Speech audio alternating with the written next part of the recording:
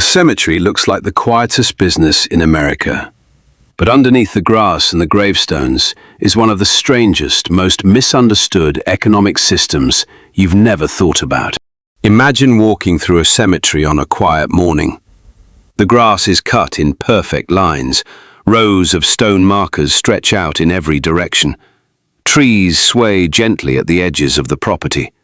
Somewhere, a sprinkler clicks on. It feels peaceful, still, almost frozen in time. But what if I told you this peaceful piece of land is also part of a surprisingly complicated business? Not a business that sells sneakers or coffee or car insurance, but a business that sits quietly at the intersection of real estate, long-term finance, and one of the most emotional moments a family will ever go through. Because a cemetery isn't just selling a piece of land. Depending on where you are, it might involve burial rites, mausoleum spaces, cremation niches, opening and closing a grave, memorial services, ongoing maintenance, monuments, administrative paperwork, and sometimes several other services layered on top of each other. And once you understand where the money actually comes from, you'll never look at a cemetery the same way again. Most businesses sell you something you want. A cemetery is different. It exists around a moment nobody wants to think about, and that changes everything about how the economics work. You can postpone buying a new couch. You can wait 6 months to replace your car. But when a family needs burial arrangements, the timeline can be completely different, and decisions often have to be made quickly, under emotional pressure, sometimes shaped by religious tradition or family history. That single fact, urgency plus emotion plus tradition, quietly shapes an entire industry. But here's the question that should be bothering you right now. If a cemetery sells a piece of land once, how does the business keep generating revenue for decades afterward? Stick with me. That answer is stranger than you'd expect. Here's the first big misconception. In many cases, what a family is purchasing isn't ordinary real estate ownership at all.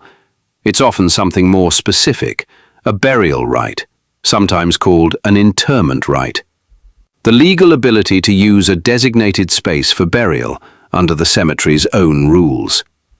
The exact legal structure varies by state, by jurisdiction, and even by individual cemetery. But the basic idea is consistent enough to be surprising. You may think you're buying a tiny piece of America. What you're often purchasing is something much more specific. The right to use that space, governed by rules the cemetery sets and maintains, not a deed you could sell on the open market like a house. That distinction matters because it means the cemetery isn't just handing over land and walking away. It's entering into a long-term relationship, one wrapped in regulation, record-keeping, and obligations that can stretch on for generations. That's where things start to get interesting. Here's where the economics get really interesting. A single small section of a cemetery can touch several separate financial decisions, not just one. Depending on the cemetery, you might see burial or interment rights, the core cost tied to the space itself. Opening and closing fees, the labor and equipment involved in preparing and closing a grave. Cremation niches, smaller spaces designed for urns rather than caskets. Mausoleum spaces, above-ground structures that can carry very different pricing than in-ground plots. Perpetual care or maintenance-related charges where applicable, funds tied to keeping the grounds maintained long into the future. Memorialization services, markers, engraving and related work, administrative or transfer fees depending on local rules, and in some cemeteries, additional services or merchandise. Not every cemetery charges every one of these. Some are simple, some are extensive. It depends entirely on the cemetery, the region, and how it's structured. But the surprising part isn't that a cemetery can charge for a grave. It's how many separate economic decisions can exist around a single final resting place. Now let's zoom out, because location changes this entire equation. A cemetery in a low-cost rural market operates in a completely different financial world than one squeezed into a dense metropolitan area. 5 acres in rural America and 5 acres near a major city may look identical on a map. Financially, they can be worlds apart. In cities, cemetery land is often limited. There's little room to expand. Local real estate prices are higher, zoning is tighter. And once land becomes a cemetery, it's rarely converted back to something else. That scarcity puts pressure on planning decisions, how densely a cemetery can be laid out, how it prices remaining space, and how far into the future it has to think about running out of room entirely. In rural areas, land might be cheaper and more available, but the customer base is often smaller, which creates a completely different kind of financial pressure. Same industry, 2 very different businesses. Here's where most people's assumptions fall apart. They imagine a cemetery sells a plot, collects the money, and that's the end of the transaction. But that's only half the story. Behind every peaceful lawn is a long list of ongoing costs: mowing, irrigation, landscaping, tree care, road maintenance, monument upkeep, staffing, insurance, utilities, legal costs, administrative work, and regulatory compliance. And there's one cost most people completely forget. These expenses don't stop after the sale. They continue for years, sometimes for generations. A cemetery can't simply sell everything today and worry about tomorrow later. Tomorrow is literally part of the product. This is where cemetery finance starts to look less like a typical retail business and more like a long-term trust fund. In many places, cemetery operators may need to set aside money specifically for future maintenance, sometimes through reserve or endowment-style structures, depending on local law and how the cemetery is organized. The exact rules vary widely, so it's worth being careful here rather than assuming one universal formula. But the basic financial logic is simple. Money collected today can carry obligations into the future. That means cemetery economics aren't as simple as revenue minus expenses equals profit. Instead, it can look more like this. Revenue comes in, operating expenses come out, maintenance obligations are accounted for, reserve or endowment-style funds may be set aside depending on the cemetery, taxes and regulatory costs apply, long-term liabilities sit in the background, and whatever remains becomes operating income. That's a very different shape than most businesses deal with. Then, something changed the entire industry from the inside: cremation. As cremation has become more common across the US, cemeteries have adapted, building urn gardens, columbariums, and dedicated niche walls designed specifically for cremated remains rather than caskets. But here's the twist. Cremation didn't eliminate the need for memorialization. Families still want a place to visit, a name, a location tied to memory. The business didn't disappear. The product changed.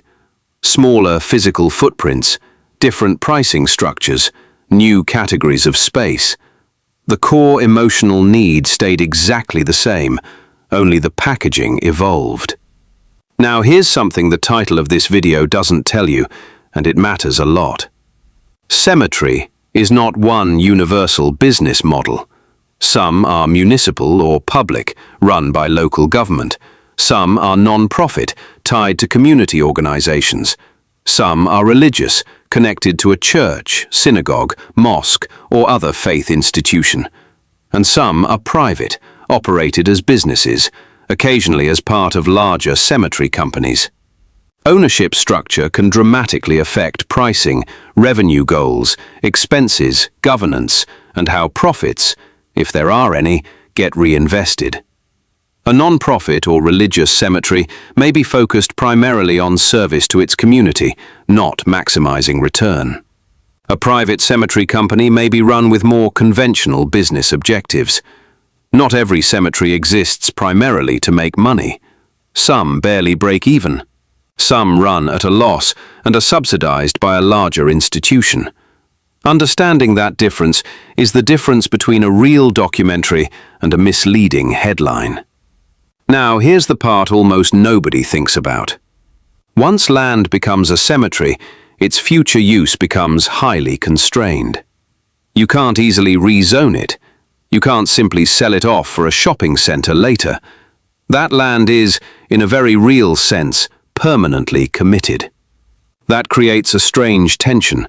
Cemetery operators have to think about capacity, how much space is left, how densely it can be used, how future demand will unfold, all while carrying permanent maintenance obligations for the sections that are already full.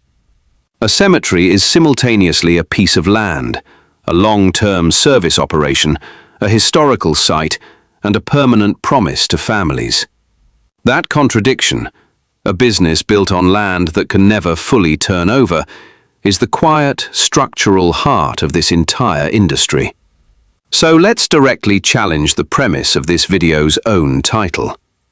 Yes, cemeteries can generate significant revenue, but revenue isn't the same thing as profit.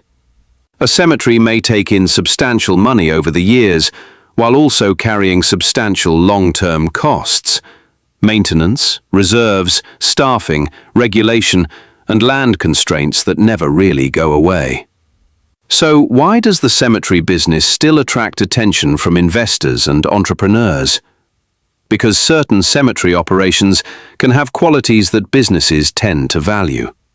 Long-term recurring demand, limited competition due to land scarcity, specialized operational knowledge, and long-standing relationships within local communities. That doesn't mean every cemetery is automatically profitable. It means the underlying structure of the business, land plus time plus service, can be attractive under the right conditions, and financially difficult under the wrong ones. When you strip away the marble, the grass, and the paperwork, the business becomes surprisingly simple. People aren't paying for dirt. They're paying for permanence, a place, a location for memory.